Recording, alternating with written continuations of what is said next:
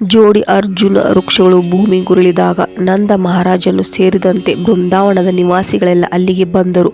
2 ವೃಕ್ಷಗಳು ಇದ್ದಕ್ಕಿದ್ದಂತೆ ಬಿದ್ದು ಹೋದುದನ್ನು ಕಂಡು ಅವರಿಗೆ ಬಹು ಆಶ್ಚರ್ಯವಾಯಿತು. ಅವು ಏಕೆ ನೆಲಕ್ಕುರುಳಿದವು ಎಂದರ್ಥವಾಗದೆ ಅವರಿಗೆ ಗೊಂದಲವಾಯಿತು.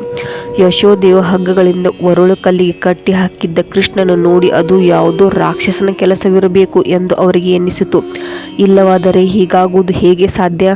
ಜೊತೆಗೆ ಮಗು ಕೃಷ್ಣನು ಮತ್ತೆ ಮತ್ತೆ ಇಂಥ ಅಸಾಧಾರಣ ಘಟನೆಗಳಿಗೆ ಸಂಭವಿಸುತ್ತದೆ ಎಂದು ಅವರಿಗೆ ಕಳವಳವಾಯಿತು. ಹಿರಿಯ ಗೋಪಾಲಕರು ಹೀಗೆ ಚಿಂತಿಸುತ್ತಿರುವಾಗ ಅಲ್ಲಿ ಆಟ ಆಡುತ್ತಿದ್ದ ಪುಟ್ಟ ಹುಡುಗರು ಕೃಷ್ಣನನ್ನು ತನ್ನನ್ನು ಕಟ್ಟಿ ಹಾಕಿದ್ದ ಹಗ್ಗಗಳಿಂದ ಎಳೆದರಿಂದ ಮರಗಳು ಉರುಳಿದವು ಎಂದು ಅವರಿಗೆ ಹೇಳಿದರು. ಅವರು ಕೃಷ್ಣನು 2 ಮರಗಳ ಮಧ್ಯೆ ಬಂದು ಒರಳು ಕಲ್ಲನ್ನು ತಲೆ ಕೆಳಗಾಯಿತು. ಮರಗಳ ಮಧ್ಯೆ ಸಿಕ್ಕಿಕೊಂಡಿತು.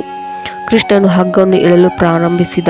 ಮರಗಳು ಬಿದ್ದು ಹೋದವು. ಮರಗಳು ಉರುಳಿದಾಗ ಅವುಗಳಿಂದ ಕಣ್ಣು ಕೊರೆಸುವ ಪ್ರಭೆಯ 2 ಹೊರಬಂದರು. ಕೃಷ್ಣನೊಡನೆ ಮಾತನಾಡಲು ಆರಂಭಿಸಿದರು ಎಂದು ವಿವರಿಸಿದರು. ಗೋಪಾಲಕರಲ್ಲಿ ಬಹುಮಂದಿ ಆ ಮಕ್ಕಳ ಮಾತನ್ನು ನಂಬಿರಲಿಲ್ಲ. ಇಂಥ ಸಂಗತಿಗಳು ನಡೆಯುವುದು ಸಾಧ್ಯ ಎಂಬುದು ಅವರಿಗೆ ಸಾಧ್ಯವಾಗಲಿಲ್ಲ.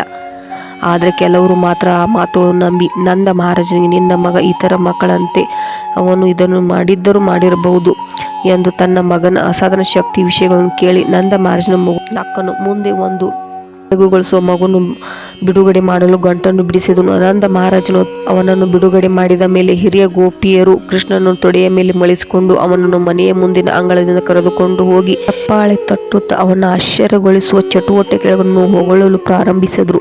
ಸಾಮಾನ್ಯ ಮಗುವಿನಂತೆ ಕೃಷ್ಣನು ಚಪ್ಪಾಳೆ ತಟ್ಟಲು ಪ್ರಾರಂಭಿಸಿದನು. ಗೋಪಿಯರ ನಿಯಂತ್ರಣಕ್ಕೆ ಸಂಪೂರ್ಣವಾಗಿ ಒಳಗಾದ ಪರಮಪ್ರಭು ಶ್ರೀಕೃಷ್ಣನು ಅವರ ಕೈಯಲ್ಲಿ ಒಂದು ಗೊಂಬೆಯಾಗಿ ಹಾಡುತ್ತಾ ಕುಣಿಯಲು ಪ್ರಾರಂಭಿಸಿದರು. ಈ ಕಥೆ ಇಷ್ಟವಾಗಿದ್ದರೆ ಲೈಕ್ ಮಾಡಿ, ಶೇರ್ ಮಾಡಿ ಮತ್ತು ಸಬ್ಸ್ಕ್ರೈಬ್ ಮಾಡಿ. ಹರೇ ಕೃಷ್ಣ ಹರೇ ರಾಮ. ಧನ್ಯವಾದಗಳೊಂದಿಗೆ.